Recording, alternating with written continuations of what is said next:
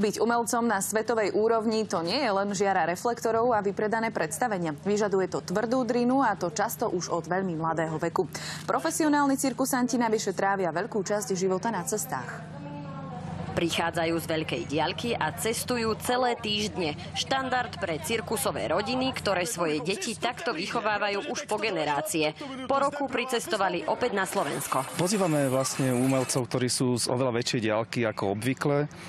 Prídu dokonca z Juhoafrickej republiky, z Venezuely, z Kolumbie. Cirkulát začína dnes a bude trvať až do nedele. Ľudia si môžu vyskúšať to, čo zažijú potom v tých veľkých šapitoch, na tých profesionálnych predstaveniach. Hviezdou festivalu je švajčiarsky akrobat David Dimitri, ktorý svoje umenie ukázal na najslávnejších pódiach sveta. Účinkoval v Cirque du Soleil aj na Broadway. K svojmu chlebíčku sa dostal už v detstve. Pochádza totiž z cirkusantskej rodiny.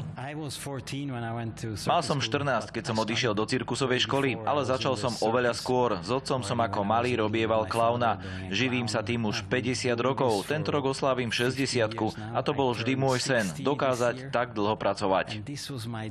Do dôchodku sa ale zatiaľ nechystá. Priznáva však, že pri akrobatických kúskoch už viac cíti každý sval. Musí preto neustále trénovať. Mal by som trénovať každý deň, nie vždy to však robím, ale mal by som niekoľko hodín každý deň. Mimo domova strávi najbližší mesiac a potom sa na týždeň, dva vráti. Toto je kolobeh, v ktorom žije celý život. Svoju prácu môže s láskou robiť aj vďaka veľkej podpore manželky. Je to moja najväčšia fanúšička. Keby tu bola, pozerala by na každú jednu show. Či ide o chrličov ohňa alebo výškových akrobátov, všetky disciplíny potrebujú precízny nácvik. Cirkusoví umelci svoje tréningy prirovnávajú k tým pre profesionálnych športovcov. Jasmina Hečková, televízia Markíza.